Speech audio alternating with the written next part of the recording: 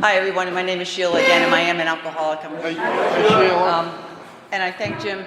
This is a very really funny story. I thank Jim for asking me. I was hoping he would forget. I celebrated 11 years on May 17th. By the grace of God and by people, but it's 11 years of one day at a time, really. That's all this is. Jim came down to the NEDA meeting, and he heard me speak on fears, which I am experiencing right now. And after the meeting, he came up and he said, which I didn't think I said anything worthwhile. Again, it's all about me. And he asked me to speak at the anniversary meeting, and that was, I don't know, about a month and a half ago or 2 months. So I said yes, of course, because you say yes when someone asks you to do service in AA. So I said yes, I would speak at the meeting. And up until like a week and a half ago, I was praying he was going to forget. But he didn't. And I'm glad he didn't. He texted me and asked me, and I did. And we walked in here, and he said, "Hi, my name is Jim." And I'm like, "Hi, I'm Shelagh." And I'm like, "Oh, I didn't recognize you." And I'm like, "Yeah, that's okay. I didn't recognize you either." But we've only met once, and then I'm here. And I'm so grateful to be here. I'm grateful to be here and to share what happened, what I did, and how it is now. I heard this morning in a meeting said, I like saying my drunk-a-log only because it helps me to remember that I am not unique. We all have a drunk-a-log. It's all the same thing. I drank a lot. I drank until I didn't like it, and then I drank some more. I drank until alcohol didn't like me, and then I drank some more. And it took me a while. My story has relapse. I went to, has a lot of potholes and a lot of stuff that I'll just share one. The worst thing that happened, one of the worst things that ever happened to me was that I was cooking one day and, trying to be the perfect mother with the perfect, wife and the perfect house outside, and everybody comes to the house and plays, and they're playing outside, and that's what was happening when I was cooking in the kitchen with oil. And oil and wine don't mix, I will tell you that much. And we were out of our house for 8 months because of a fire. And it took a long while, 8 months, for us to come back into the house. It did a lot of more damage to my family, to my daughter, and to my son than I ever realized. And I didn't realize that until I got sober.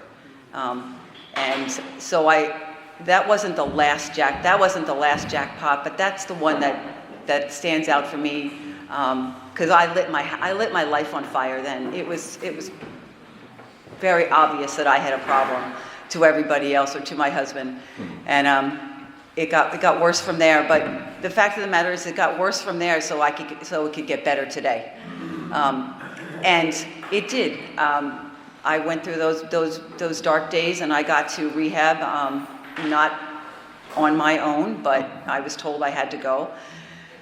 Or I had to move out. And so I did. And it was right before, and I tell this story because it's very poignant. It's right before my family was supposed to go to St. John on a vacation.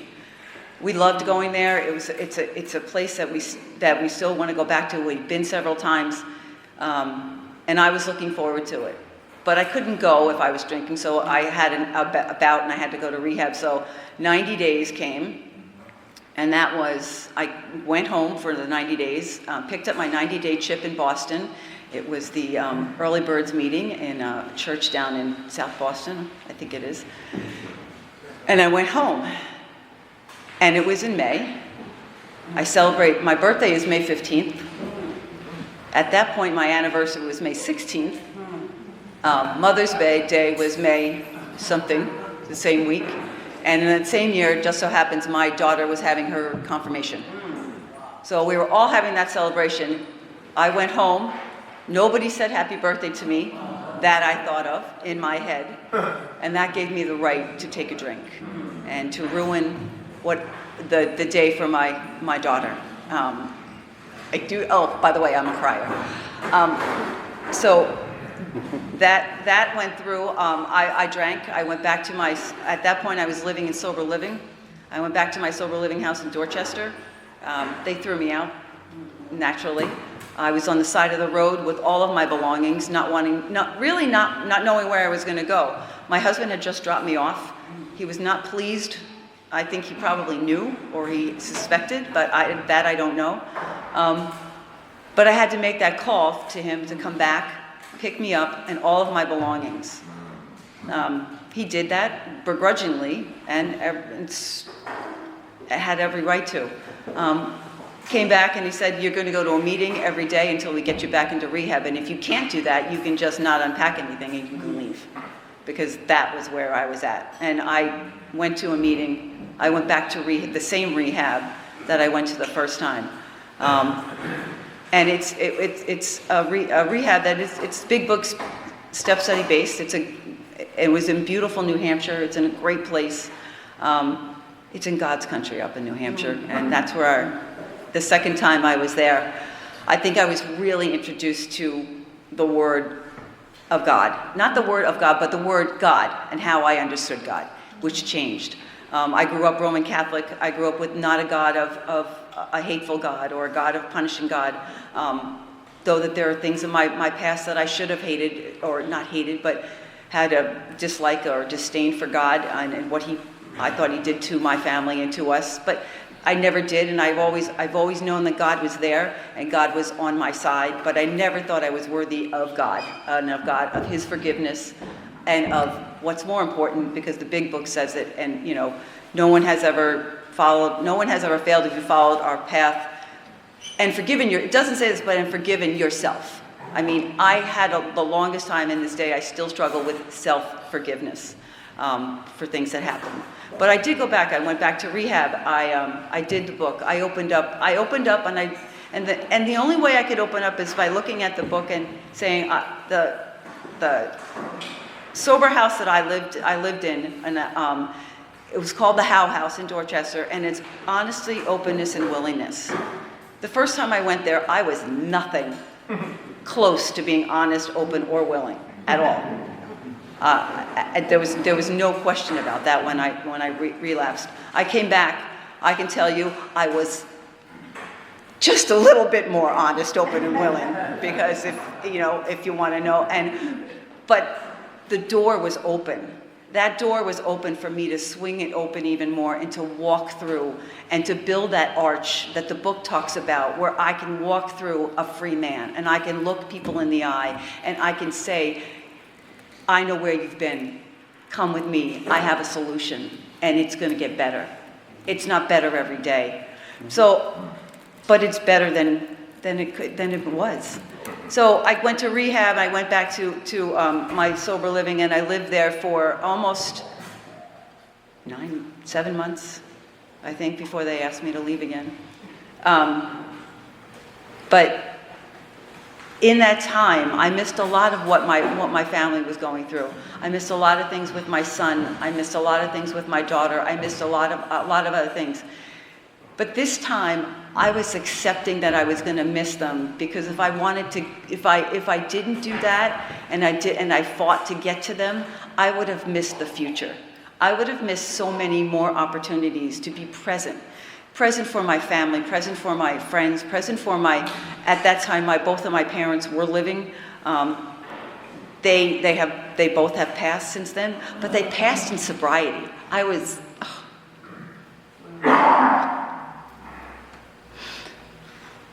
Sorry. I was sober and I was able to be extremely present with my father and with my mother. I get emotional because my mother was she went home and she died at home, and thank you. And it was beautiful, and we could talk about things and I could do it. My father was a very sudden, we didn't know he was not going to make, it was sudden. I don't need to say anything else. So my conversations with my father had not been to the extent and to the amends, had not been made as much as I would in person, as much I would like to. That's why I cry, because I miss the opportunity. But I do it every day when I show up to be in service for anybody who asks me. But anyway, let's move on. So I get there, and I'm open, honest, and willing. I take a good, what is it called? I take a job at Dunkin' Donuts. Get well job. Thank you. I knew it was something. A get well job at Dunkin' Donuts, and I was the best person in the world. I was like walking to Dunkin' Donuts at 4 o'clock in the morning. People were angry that I was getting into cars because I didn't want to walk. People I don't know, who's going to hurt me? I mean, this is how sick I still was when I wasn't. But I was doing, but it was getting me through. It was getting me through every day. I had a purpose. I had a regimen. I had to get up. I had to do my prayers. I had to do sign things every day. Did I follow the rules No, I don't. I want you to follow the rules, but I still do that. I'm still sick. That's why I still come. But so I got there, and I met an amazing group of women who were all of my same age. We're all the same age. Most of us had children. Most of us are either married, but we're all the same age, and we're going through the exact same thing. And going through the book several times, the first word of our book is we. We, not me. And it took me a long time to understand that we is not on just the first word of that book. That we is carried through the entire book. I can't do any of these steps without you guys. I can't do anything in life without you, if I don't run what you would say, what you would do, what is the next right thing. And I had to spend so much time acting as if I knew what we should do. I have made amazing connections. I have a text string that has been going on for 11 years with the women that I met in that sober house. I go on trips with them, on sober trips. I didn't think that when I got to when I was sober, that I would laugh again. Because my idea of an alcoholic was the picture idea of someone, under a bridge, smoking with a bottle in a brown bag and a trench coat. Always a nice trench coat, though, in my but a trench coat, and that's what I did. I didn't think I was an alcoholic. I didn't think I had anything that I could identify with anybody. And the first thing I did was walk into a meeting that a friend of mine brought to me, and go around the room, and you hear all these people saying, "Hi, my name is, I'm an alcoholic." "Hi, my name is," my shoulders, they just relaxed a little more. My breathing stopped being so short. My anxiety, which I didn't know I had anxiety for years, stopped. Even just for a moment, I could feel a calmness come over me. And I'm like, this is living. This is living a serene, peaceful life. This is what the work does. This is what going through writing my 4th step and writing all those resentments and looking at those and looking at the turnarounds and reading it to my sponsor and doing a fear inventory, which I didn't think I was very fearful at all. I'm a very fearful person. Right. I was just saying this in the bathroom, but I was afraid to come out here because I had nothing really good to say. No one wants to hear me. Afraid of it. And those fears are what, doing that and doing I got over those. I didn't get over those fears. That's a lie. Those fears don't have as much control over me as they did before, because I know how to sit down and ask for guidance and give it to God and give it to my higher power. And then going through the amends list and living in 10, 11, and 12. It tells 10, 11, 12. Continue. This work isn't done just because I decided to go to 12. And I was at a meeting the other day, and we were on the 5th. It was a tradition. So the 5th tradition is our primary purpose is to carry the message to the alcohol who is still sick and suffering. I think that's the long part of it. But I read that, and it was Thursday that I went to this meeting, and I was in a very bad place for a little while, and I was dealing with some things, and I never realized that I could be that still sick and suffering person that they said, that I can put myself back into the traditions, back into the steps. Because I figured, I got to 12. I'm carrying the message. I don't need to go back to 1, 2, 3, 4. Yeah, I do. 10 is great, but going back to 1, 2, and 3 every day, for me, is sometimes better. Because I need to remember where I came from. I need to remember those feelings that I had when I came back, and this is when I came back from that rehab that night, after my husband picked me up. My son, two things. The first time when I went to McLean's, it's a detox, I was absolutely out of my mind. I think I drank 2 big bottles of Chardonnay, because I found them in the closet. I don't know.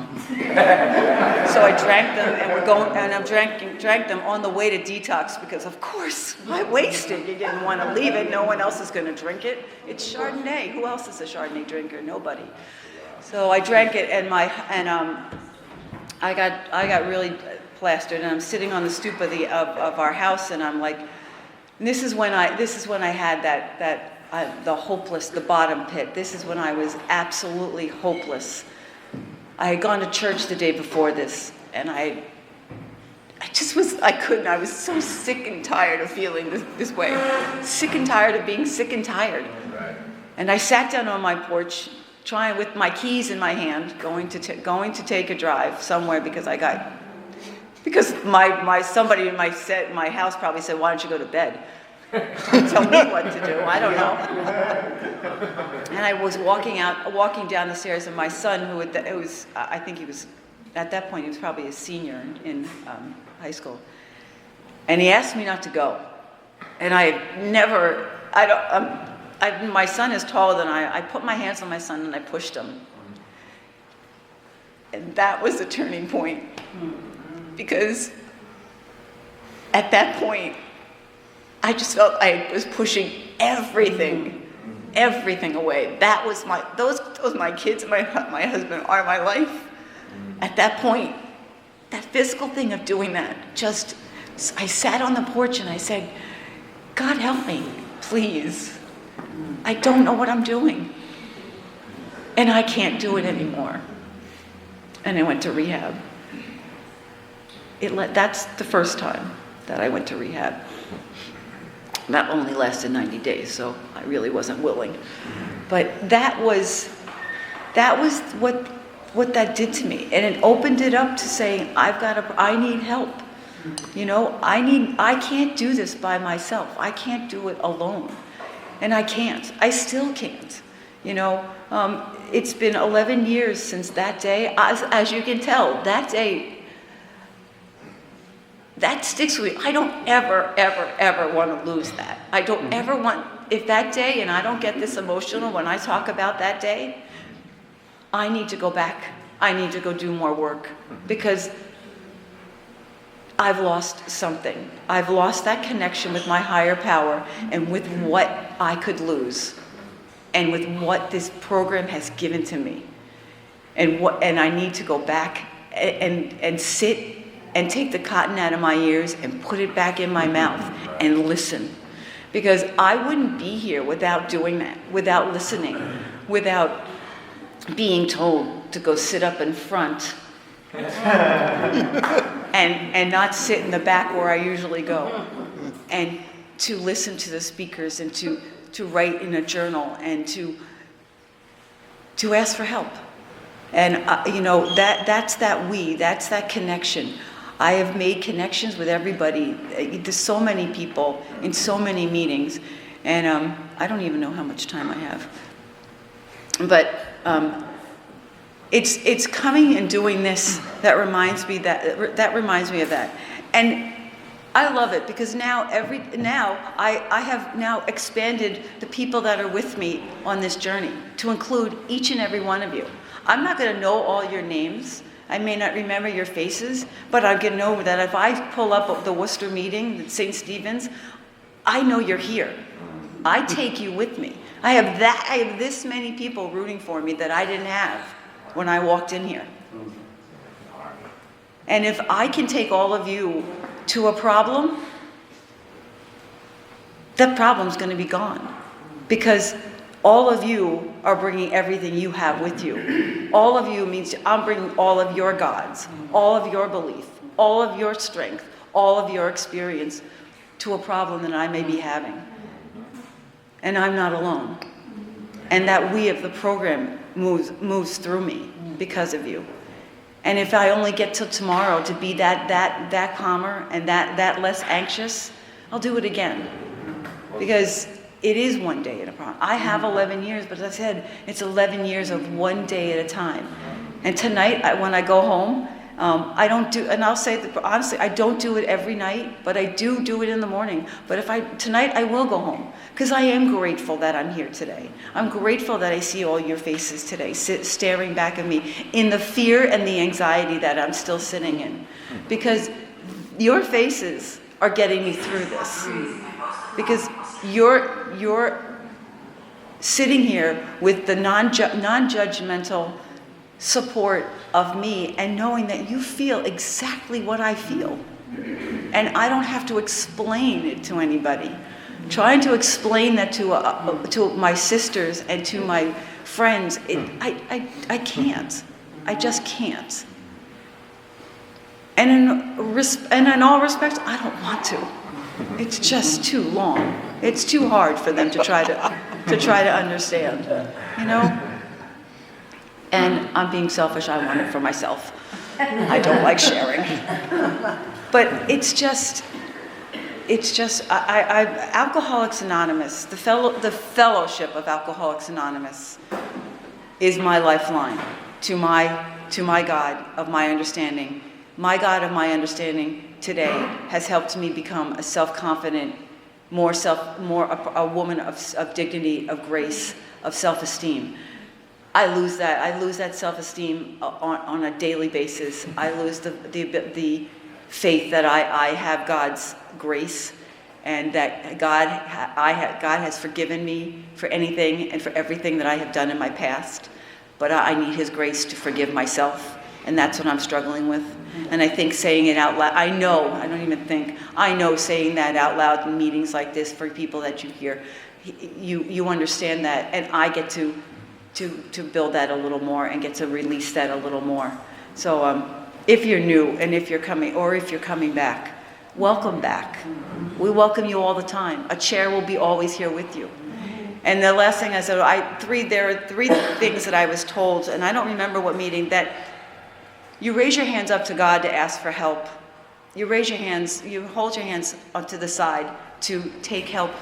And you raise your hand, you put your hands backwards to pull the person that is there, still stick and suffering with you, so that we don't leave anybody behind. And that everybody knows that my hand is in the hand of God. And you just hold it. You may not feel it, but it will be there. So that's all. Thank you very much.